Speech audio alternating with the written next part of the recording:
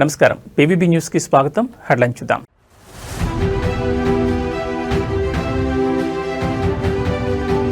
పీఠికాపుర సంక్రాంతి మహోత్సవాల్లో ఉత్సాహం, పాల్గొన్న deputy CM Pawan Kalyan.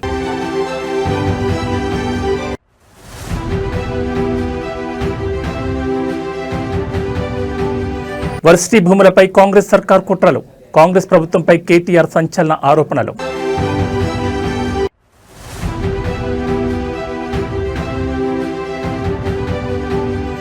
SLBC plan B అమలుకు సన్నాహాలు, మన్నేవారిపల్లి అవుట్లెట్ నుంచి టీబీఎం తొలగింపు.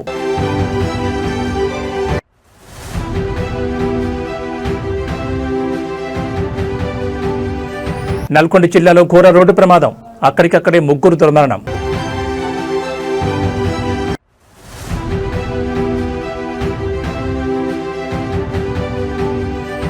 శ్రీవారి మెట్టు మార్గంలో చిరుత సంచారం, నడక మార్గాన్ని తాత్కాలికంగా మూసేసిన టీటీడీ. ఇక వివరాలు చూస్తే ఏపీలో సంక్రాంతి సందడి మొదలైంది. ఉభయ గోదావరి జిల్లాలతో పాటు కృష్ణా, గుంటూరు జిల్లాలో సంక్రాంతి సంబరాలు, ముగ్గుల పోటీలతో పండగ శోభ 4 రోజుల ముందే వచ్చేసింది. వీధుల్లో హరిదాసుల సందడి, రంగవల్లుల్లో గొబ్బెమ్మలు, ఆరుబయట పిండి వంటలు, చుట్టాల కబుర్లు, బంతి భోజనాలు, కోడి పందాలతో పండగ హడావిడి మొదలైంది. డిప్యూటీ సీఎం పవన్ కళ్యాణ్ సొంత నియోజకవర్గమైన పిఠాపురంలో పీఠికాపుర సంక్రాంతి మహోత్సవ వేడుకలను ఆయన ప్రారంభించారు. ఈ సందర్భంగా చిన్నారులకు భోగి పండ్లను పోసి ఆశీర్వదించారు. అనంతరం రాష్ట్ర పర్యాటక శాఖ ఆధ్వర్యంలో హస్తకళలు, చేనేత కళల గొప్పతనాన్ని చాటి చెప్పేలా ఏర్పాటు చేసిన స్టాళ్లను ఆయన పరిశీలించారు. ప్రధానమంత్రి మాతృవందన యోజన కింద గర్భిణీ స్త్రీలకు ప్రభుత్వం తరపున సారిని అందించి ఆశీర్వదించారు. వారికి పోషకాహార కిట్లను అందజేశారు. అనంతరం సంక్రాంతి మహోత్సవాల్లో పవన్ కళ్యాణ్ ఉత్సాహంగా పాల్గొన్నారు. అక్కడి కళాకారులతో కలిసి సరదాగా డాన్స్ చేయగా పవన్ స్టెప్పులకు అభిమానులు కేరింతలు కొట్టారు. ఆవిష్కరణ మహోత్సవ వేడుకలకు మరి ఈ వేదిక సిద్ధంగా ఉంది. హరిజనులు, అదేవిధంగా కూచిపూడి నృత్య ప్రదర్శనలు, తింసా నృత్యాలు, ఇలా అంగరంగ వైభవంగా సాంస్కృతిక కళాత్మక రూపాలతో గౌరవ ఉప ముఖ్యమంత్రి వర్యులు వారికి స్వాగతం పలకడం జరుగుతోంది. గట్టిగా చప్పట్లతో కళాకారులతో వారు కూడా నేరుగా పాల్గొని సాంస్కృతిక కార్యక్రమాలతో వారు అందరూ కూడా వారిని ఎంతగానో ఎంకరేజ్ చేస్తున్నటువంటి సందర్భం మనం చూస్తున్నాం. తింసా నృత్యం మన అందరికీ తెలుసు. యూనివర్సిటీ భూములపై కాంగ్రెస్ ప్రభుత్వ వ్యవహారాన్ని బీఆర్ఎస్ వర్కింగ్ ప్రెసిడెంట్ కేటీఆర్ తీవ్రంగా ఖండించారు. హైదరాబాద్లోని నందినగర్ నివాసంలో కేటీఆర్తో మౌలానా ఆజాద్ నేషనల్ ఉర్దూ యూనివర్సిటీ విద్యార్థులు సమావేశమయ్యారు. యూనివర్సిటీకి చెందిన 50 ఎకరాల భూమిపై కాంగ్రెస్ ప్రభుత్వం చేస్తున్న కుట్రలపై చర్చించారు. అనంతరం కేటీఆర్ మీడియాతో మాట్లాడుతూ ఉర్దూ యూనివర్సిటీని నిర్వీర్యం చేసే కుట్రలను విద్యార్థులు వివరించారని తెలిపారు. ఓఆర్ఆర్ కోసం మౌలానా ఆజాద్ నేషనల్ ఉర్దూ యూనివర్సిటీ గతంలో 32 ఎకరాలు ఇచ్చిందని కేటీఆర్ తెలిపారు. కాజాగూడ లింక్ రోడ్ కోసం మరో 7 ఎకరాల భూమి ఇచ్చారని పేర్కొన్నారు. ఇప్పుడు మళ్లీ 50 ఎకరాల భూమిపై రేవంత్ సర్కార్ కుట్రలు చేస్తోందని ఆరోపించారు. ప్రస్తుతం రాష్ట్రం రియల్ ఎస్టేట్ బ్రోకర్ చేతిలో ఉందని అన్నారు. అగ్రికల్చర్ యూనివర్సిటీ, హెచ్సియు భూములపై రేవంత్ కుట్రలు చేస్తారని మండిపడ్డారు. హెచ్సియులో 10,000 కోట్ల కుంభకోణం జరిగితే కేంద్రం ఎందుకు స్పందించడం లేదని ప్రశ్నించారు. యూనివర్సిటీ భూములపై రేవంత్ సర్కార్ విరుచుకుపడుతోందని కేటీఆర్ విమర్శించారు. రాజ్యాంగాన్ని చేతిలో పట్టుకుని రాహుల్ గాంధీ చేస్తుంది ఇదేనా అని ప్రశ్నించారు. మైనార్టీలపై ప్రేమ అంటే ఇదేనా అని నిలదీశారు. 2 లక్షల ఉద్యోగాలు ఏమయ్యాయని కాంగ్రెస్ అగ్రనేత రాహుల్ గాంధీని ప్రశ్నించారు. మళ్ళీ తిరిగి 2-2.5 ఏళ్లలో కేసీఆర్ గారి ప్రభుత్వం వస్తుంది. వచ్చిన తర్వాత ఇదే యూనివర్సిటీలో ఆ ల్యాండ్ లోనే ఎక్స్పాన్షన్ కి కావాల్సిన డబ్బులు కూడా అవసరమైతే స్టేట్ గవర్నమెంట్ నుంచి మేమిచ్చి మీకు అండగా నిలబడతాం. Future expansion also we will take responsibility if the central government does not act. We will add infrastructure, we will come back and we will stand by the students. And in this fight they are meeting every political party, they are meeting every political leader. I wish them the best. We are with you. We'll raise our voice in all forums. We'll raise our voice in Rajya Sabha where we have representation. We'll also come with you to Delhi if need be. Delhi भी आएंगे और union government से भी सवाल करेंगे कि क्यों कर रहे हो आप ये लोग ये सब. तो इसीलिए मैं आपसे कहना चाहता हूं, మీడియా కూడా నేను ధన్యవాదాలు చెప్తాను. ఎందుకంటే మీరు అందరూ కూడా ఇష్యూని సపోర్ట్ చేస్తా ఉన్నారు. సెంట్రల్ యూనివర్సిటీలో ఎట్లా అయితే ఈ ప్రభుత్వం భూములను గుంజుకునే ప్రయత్నం చేసిందో ఇక్కడ మౌలానా ఆజాద్ యూనివర్సిటీలో కూడా అదే రకంగా భూములను లాక్కునే ప్రయత్నం చేస్తున్నది. మరి నిన్న ఏం జరిగింది? నిన్న రాత్రి 2 ఏళ్లు గడిచిపోయింది, 25 నెలలు దాటిపోయింది. ఇంతవరకు 10,000 ఉద్యోగాలు కూడా ఇవ్వలేదు మీరు. ఏమైనా నీ 2 లక్షల ఉద్యోగాలని చెప్పి పిల్లలు రోడ్డెక్కితే వాళ్ళని ఇష్టం వచ్చినట్టు గొడ్లను కొట్టినట్టు కొట్టి వాళ్ళని 7 పోలీస్ స్టేషన్లో నిన్న ఈ దిక్కుమాలిన ప్రభుత్వం వారిని నిర్బంధించింది. ఈ రోజు కూడా ఉదయం నుంచి మళ్లీ అరెస్టుల మీద అరెస్టులు చేస్తా ఉన్నారు. ఎందుకు? ముఖ్యమంత్రి గారు అక్కడేదో బట్టల షాప్ ఓపెనింగ్ కోతున్నట్ట దానికోసం ఆ రోడ్ పోతుంటే ఎక్కడ ముఖ్యమంత్రికి అడ్డం వచ్చి నోటిఫికేషన్ లేవి అని నిలదీస్తారు, ముఖ్యమంత్రిని దిగ్బంధం చేస్తారన్న భయంతో ఇలా పోలీసులను అడ్డం పెట్టుకుని ఒకటి మనం చూస్తూ ఉంటాం సినిమాల్లో, టీవీల్లో సీరియల్ కిల్లర్లను చూస్తుంటాం. అట్లాగే ఈ కాంగ్రెస్ ప్రభుత్వం ఎట్లా ఉందంటే సీరియల్ స్నాచర్ వీళ్ళు. ఇది మొదటిది కాదు, ప్రభుత్వ భూమి వీళ్ళు లాక్కునే ప్రయత్నం చేస్తున్నది. మీకు గుర్తుండాలి, ప్రొఫెసర్ జయశంకర్ గారి పేరు మీద ఉన్న వ్యవసాయ విశ్వవిద్యాలయం నుంచి 100 ఎకరాల స్థలాన్ని తీసుకున్నారు. అక్కడ విద్యార్థులు మొత్తం పోరాటం చేసినా, ఆందోళన చేసినా వారి ఉద్యమాన్ని అణిచివేసి 100 ఎకరాలు తీసుకుని అక్కడ హైకోర్టు కడతామని చెప్పి వారు ప్రభుత్వం వారు ఆనాడు కూడా స్వాధీనం చేసుకున్నారు. రాష్ట్రంలో ఎక్కడా భూమి లేదన్నట్టు విశ్వవిద్యాలయం మీద పడి ఆ ల్యాండ్ గుంజుకున్నారు. ఆ తర్వాత హైదరాబాద్ సెంట్రల్ యూనివర్సిటీలో కూడా ఇదే రకమైన రియల్ ఎస్టేట్ దందా, ఇదే రకమైన రియల్ ఎస్టేట్ వ్యాపారం అక్కడ కూడా చేసే ప్రయత్నం చేసి 400 ఎకరాలు అక్కడ మరి యూనివర్సిటీ భూమిని కూడా తీసుకునే ప్రయత్నం చేస్తే చివరికి సుప్రీంకోర్టు చీఫ్ జస్టిస్ ఆయన స్వయంగా బిఆర్ గవాయి గారు, ఆయన గ్రీన్ బెంచ్ కూడా ఆయనే చూస్తారు కాబట్టి సువమోటోగా ఆయన తీసుకొని ఆదేశాలు ఇచ్చేదాకా వీళ్ళు ఇక్కడ రాష్ట్ర ప్రభుత్వం పట్టించుకోలేదు, కేంద్ర ప్రభుత్వం కూడా పట్టించుకోలేదు.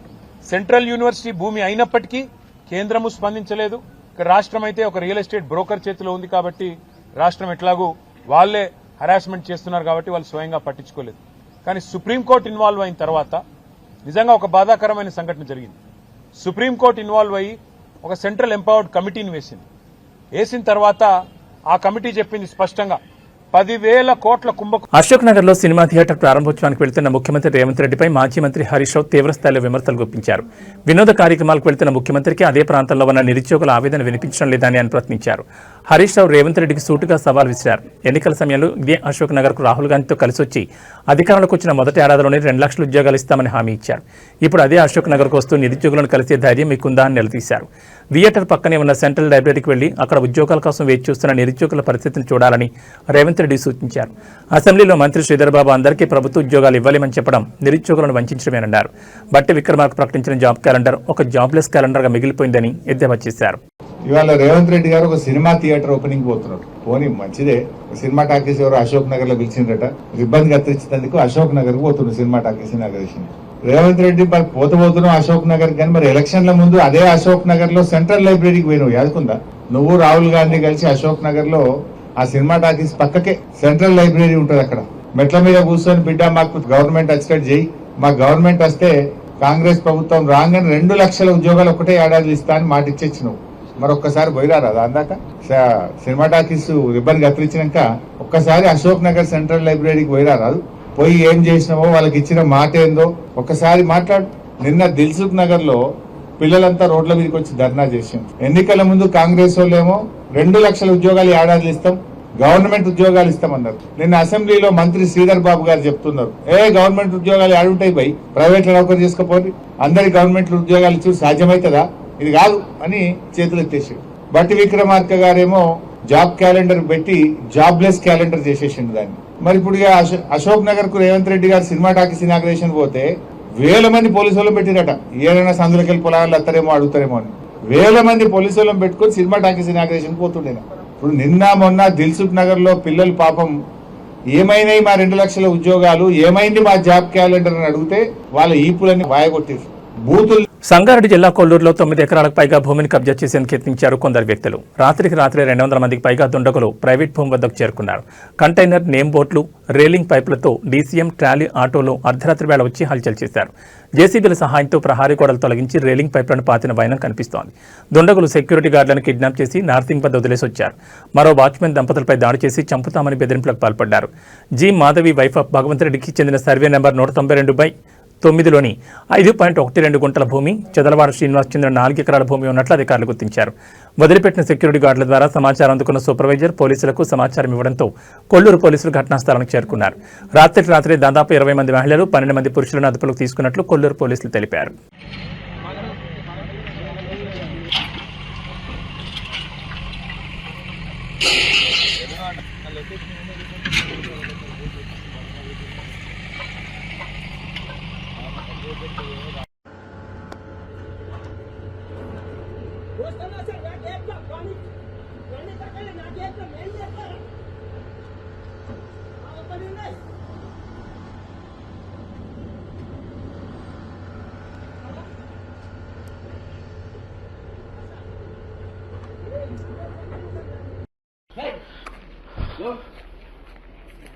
ఇంకా తెల్లారలే ఉండు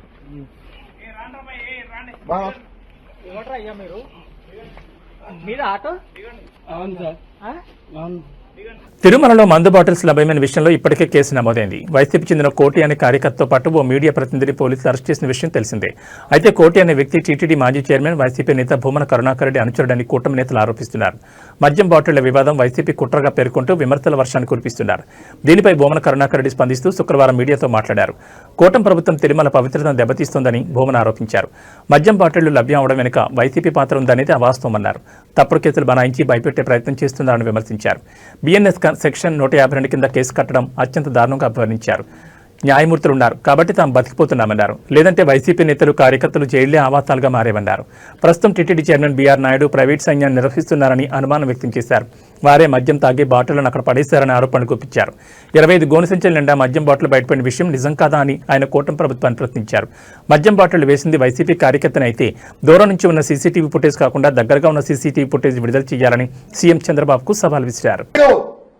నిజంగా నీవు భక్తిపరుడువే అయితే నిరంతరం కరుణాకర్ రెడ్డి భక్తిపరుడు కాదని మాట్లాడుతున్నావే, ఛాలెంజ్ విసురుతున్నా. ఆ మొత్తం సీసీ ఫుటేజ్ ని బయట పెట్టండి. ఒకవేళ నువ్వు అన్నట్టుగానే కోటి చేశాడు అన్నది మరి ఏమైంది మీ భద్రతా వ్యవస్థ? కింద అంత పెద్ద ఎత్తున టాస్క్ ఫోర్స్ అంతా ఉంటుంది కదా, చెక్ పోస్ట్ ఉంది కదా, ఎలా వెళ్ళినాయి? మా వాళ్ళు తీసుకుపోతూ ఉంటే ఎందుకు పట్టుకోలేకపోయినామైనటువంటి సమస్యలు వస్తున్నాయి కొండ మీద. ఏదో నేను చేశానని బీఆర్ నాయుడు అంటున్నాడు. బీఆర్ నాయుడు, నేను చెప్తున్నా, నీ ప్రైవేటు సైన్యం, నీ దళారీ సేన తాగి పారేసి ఉండవచ్చు. నీకెక్కడ భక్తి ఉంది? నువ్వు నీ అరాచకాలకు అంతెక్కడుంది? ఎలా వచ్చాయి నీకు ఇన్ని వేల లక్షల? తిరుమల శ్రీవారి మెట్టు నడక మార్గంలో మరోసారి చిరుత సంచారం కలకలం రేపింది. ఈ మార్గంలో 400 మెట్టు సమీపంలో చిరుత సంచరిస్తున్నట్లు కొందరు భక్తులు గుర్తించి వెంటనే టీటీడీ అధికారులకు సమాచారం అందించారు. దీంతో భద్రతా సిబ్బంది హుటాహుటిన ప్రాంతానికి చేరుకుని పరిస్థితిని సమీక్షించారు. భక్తుల భద్రతను దృష్టిలో ఉంచుకుని టీటీడీ అధికారులు శుక్రవారం ఉదయం శ్రీవారి మెట్టు మార్గంలో రాకపోకలను తాత్కాలికంగా నిలిపివేశారు. మార్గం మొత్తం విస్తృతంగా తనిఖీలు చేపట్టి చిరుత కదలిక లేవని నిర్ధారించుకున్న తర్వాత భక్తులను తిరిగి అనుమతించారు. ఈ నేపథ్యంలో భక్తులు అప్రమత్తంగా ఉండాలని, ఒంటరిగా కాకుండా గుంపులుగా ప్రయాణించాలని అధికారులు సూచించారు. పరిస్థితిని నిరంతరం పర్యవేక్షిస్తున్నామని, భక్తులు భయపడాల్సిన అవసరం లేదని భరోసా ఇచ్చారు. గత కొంతకాలంగా అలిపిరి శ్రీవారి మెట్టు మార్గంలో చిరుతలు, ఎలుగుబంట్ల సంచారం తరచుగా నమోదవుతుండటంతో భక్తులు ఆందోళన చెందుతున్నారు. ఇప్పటికే టీటీడీ ఆయా ప్రాంతాల్లో సీసీ కెమెరాలతో నిఘాను పటిష్టం చేసింది. రాత్రి వేళల్లో భక్తులను గుంపులుగా అనుమతించడం, అటవీ ప్రాంతాల్లో ఆహార పదార్థాలు పడేయొద్దని సూచించడం వంటి జాగ్రత్తలు తీసుకుంటున్న విషయం తెలిసిందే.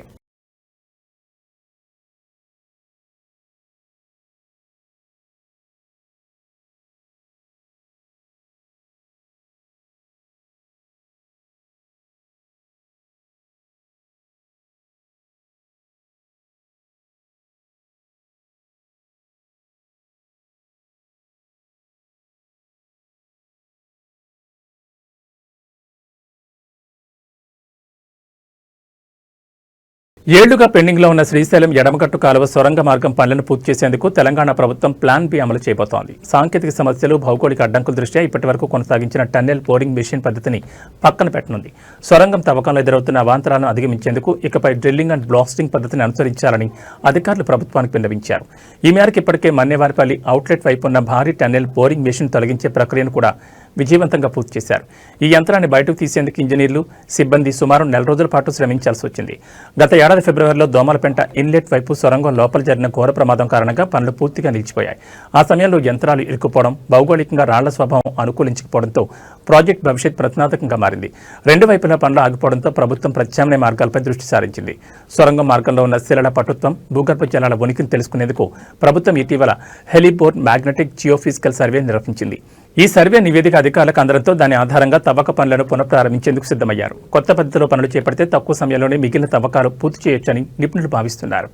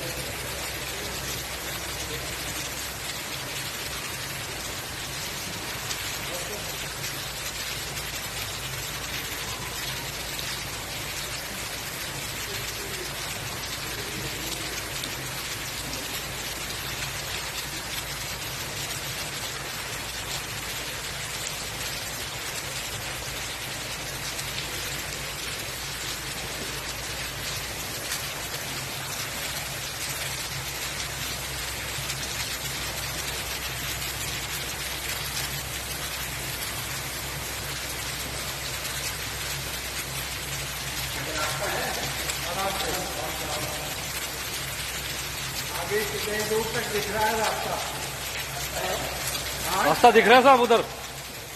ओके, दिख रहा बोल रहे 100 मीटर 150 मीटर होगा।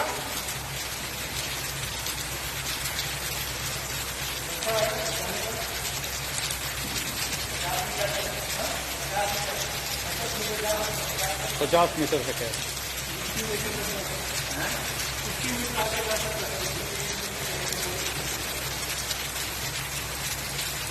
कोई दिख रहा है सर? अच्छा,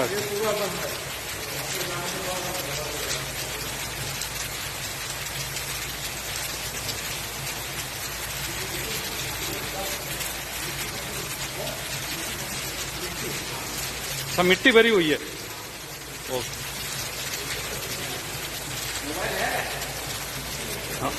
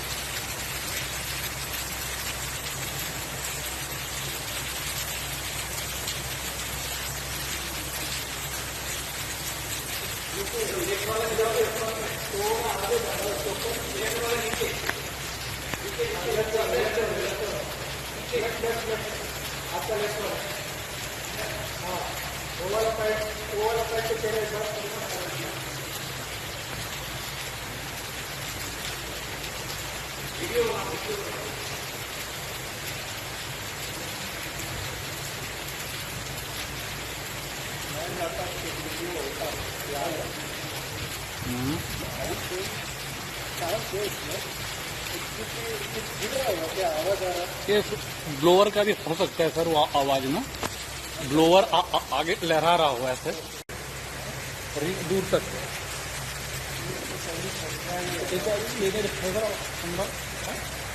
13,500 में पंप स्टेशन 5 है ना ये। 13,500 और आवाजें आ रही है।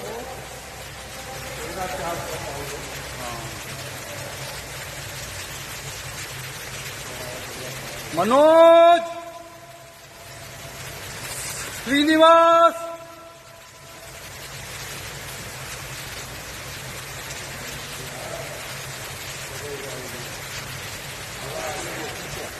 नहीं सर, बेल्ट डैमेज है इसके बाद में, बेल्ट डैमेज है ना इसके बाद। యూనివర్సిటీ భూములను కొల్లగొట్టేందుకు రేవంత్ సర్కార్ కుట్రలు చేస్తోందని మను విద్యార్థులు ఆరోపించారు. భూముల అమ్మకాలపై పోరాటం చేస్తుంటే వేధిస్తున్నారని మండిపడ్డారు.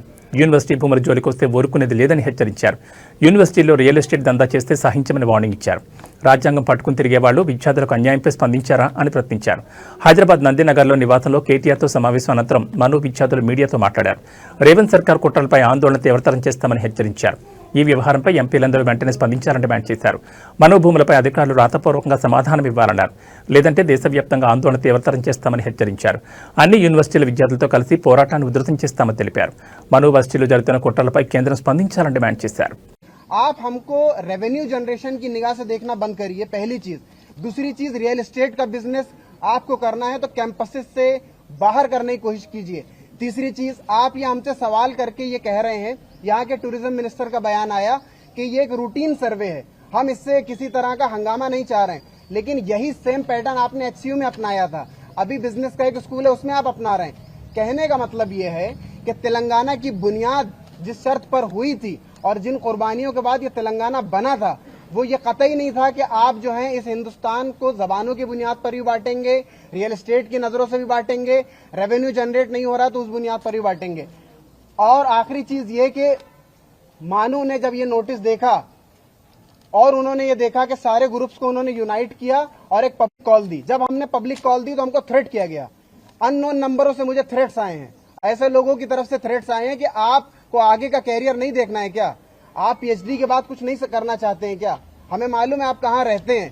इस तरह के अगर थ्रेट दिए जा रहे हैं सेंट्रल यूनिवर्सिटी में पढ़ने वाले लोगों को, पीएचडी स्कॉलर्स को, हम देख लें कि एजुकेशन के साथ हुकूमत का रवैया क्या है। बीजेपी की पॉलिसी है बेच दो, कांग्रेस ठीक उसी पॉलिसी पर अमल कर रही है। हम डिफरेंशिएट नहीं कर पा रहे हैं यहाँ की गवर्नमेंट में और सेंटर में जो रूलिंग पार्टी है उसमें। तो अगर ये पैटर्न बना रहा तो मैं आखिर में ये कहना चाहता हूं कि मानू में तकरीबन 60,000 लोग डिस्टेंस से जुड़े हुए हैं। इसके 12 से ज्यादा ऑफ कैंपसेस हैं, रीजनल सेंटर चलते हैं, 120 कोर्सेज यहाँ चलते हैं, पूरा हिंदुस्तान को यहाँ पर रिप्रेजेंट किया जाता है। इसके साथ अगर छेड़छाड़ हुई तो पूरे हिंदुस्तान में कांग्रेस की जो इमेज खराब होगी उससे वो उभर नहीं पाएंगे। दूसरी चीज, उर्दू की दुहाई देने वाले, मोहब्बत की दुकान खोलने वाले, अल्पसंख्यकों के रक्षक बताने वाले, खुद को हाथ में संविधान लेकर के न्याय यात्रा निकालने वाले और यहाँ के लोगों से जॉब का वादा करने वाले लोग आज के हथियार रहे हैं एजुकेशनल इंस्टीट्यूशन को, और उनके पास कोई वजह नहीं बची है। तो हम हमेशा से कहते ही आए हैं और कहते रहेंगे कि हमारी नजर में वो सरकार अच्छी है जो इश्यूज पर बात करेगी, कॉमन कॉज। రోడ్డు ప్రమాదంలో ముగ్గురు దుర్మరణం పాలైన విషాద ఘటన నల్గొండ జిల్లా మిర్యాలగూడ బైపాస్ వద్ద ఇవాళ తెల్లవారుజాము చోటు చేసుకుంది. వివరాల్లోకి వెళ్తే బైపాస్ మలుపు వద్ద సిమెంట్ ట్యాంకర్ టర్న్ అవుతుండగా హైదరాబాద్ నుంచి గుంటూరుకు టైల్స్ లోడ్తో వెళ్తున్న డీసీఎం బలంగా ఢీకొట్టింది. ఈ దుర్ఘటనలో డీసీఎంలో ఉన్న టైల్స్ అన్ని అందులో ఉన్న కూలీలపై పడడంతో ముగ్గురు కూలీలు అక్కడికక్కడే ప్రాణాలు విడిచారు. మరో ముగ్గురికి కూడా తీవ్రంగా గాయాలయ్యాయి. స్థానికుల సమాచారం మేరకు స్పాట్కు చేరుకున్న పోలీసులు గాయపడిన వారిని చికిత్స నిమిత్తం ఆసుపత్రికి తరలించారు. ఈ మేరకు కేసు నమోదు చేసుకుని దర్యాప్తు చేపడుతున్నారు.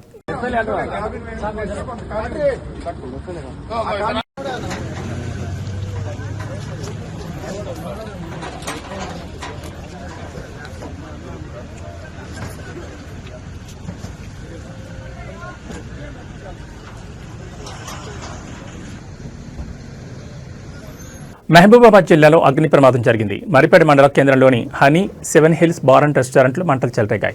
జనవరి 9న ఉదయం తెల్లవారుజామున రెస్టారెంట్లో మంటలు వచ్చాయి. స్థానికుల సమాచారంతో ఘటనా స్థలానికి వచ్చిన ఫైర్ సిబ్బంది మంటలు ఆర్పేశారు. ప్రమాదంలో 2 2-వీలర్ వెహికల్స్ కూడా దగ్ధమయ్యాయి. రెస్టారెంట్ పూర్తిగా దగ్ధమైంది. దాదాపు 40 లక్షల వరకు ఆస్తి నష్టం వాటిల్లినట్టు తెలుస్తోంది.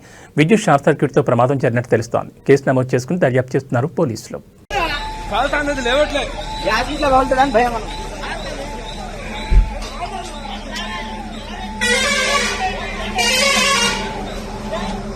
మార్కాపురం జిల్లాలో పెద్ద పులి సంచారం కలకలం రేపింది. దోర్నాల మండలం బొమ్మలాపురం సమీపంలోని దేవలొట్టి వద్ద మేతకు వెళ్లిన ఆవుల మందపై పెద్ద పులి దాడి చేసింది.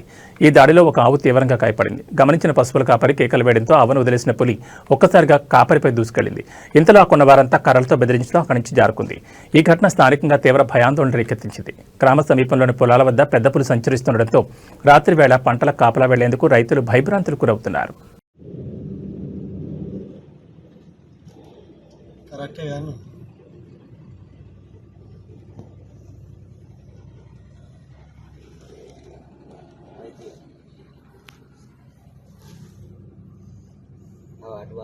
అటు వెళ్తాను రోడ్డు పక్కల పుంటే ఉన్నది కాదే, లోపలి పోతలేదు. పోనీ కొద్దిగా మీద పడదులే, అది ఇవ్వాలని ఏమంటలే అంట. 4-5 రోజులు అవుతుంది.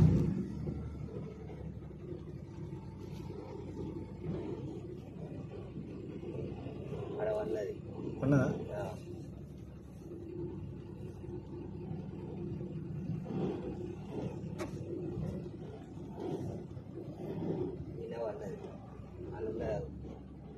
అవునా?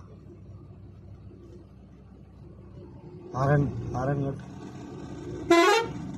గిన్నె. ఇరాన్ రాజధాని టెహరాన్ ఇతర నగరాల గుండా పెద్ద సంఖ్యలో నిరసనకారులు కవాతు చేస్తున్నట్లు పలు వీడియోల్లో కనిపిస్తోంది. ఇవి ఇరాన్ మత నాయకులకు వ్యతిరేకంగా గత కొన్నేళ్లలో జరిగిన అతిపెద్ద నిరసనలని చెబుతున్నారు. నిన్న రాత్రి టెహరాన్లో ఇరాన్లోని 2వ అతిపెద్ద నగరమైన మహషాద్లో శాంతియుత ప్రదర్శనలు జరిగాయి. భద్రతా దళాలు ఈ నిరసనలు ఆపలేదు. బీబీసీ పర్షియన్ ఆ వీడియోలను తనిఖీ చేసి ధృవీకరించింది. మరోవైపు దేశవ్యాప్తంగా ఇంటర్నెట్ బ్లాకౌట్ ఉందని ఒక మానిటరింగ్ గ్రూప్ రిపోర్ట్ చేసింది. ఇరాన్ సుప్రీం నాయకుడు అయతుల్లా అలీ ఖొమైనీని తొలగించాలని డిమాండ్ చేస్తూ నిరసనకారులు మాట్లాడడం వీడియోలో వినిపిస్తోంది. ప్రవాసంలో నివసిస్తున్న ఇరాన్ మాజీ రాజకుమారుడు రిజా పహ్లావి తిరిగి ఇరాన్ రావాలని కూడా వారు పిలుపునిచ్చారు. రోడ్డెక్కి నిరసన తెలియజేయమని రిజా పహ్లావి తన మద్దతుదారులను కోరారు.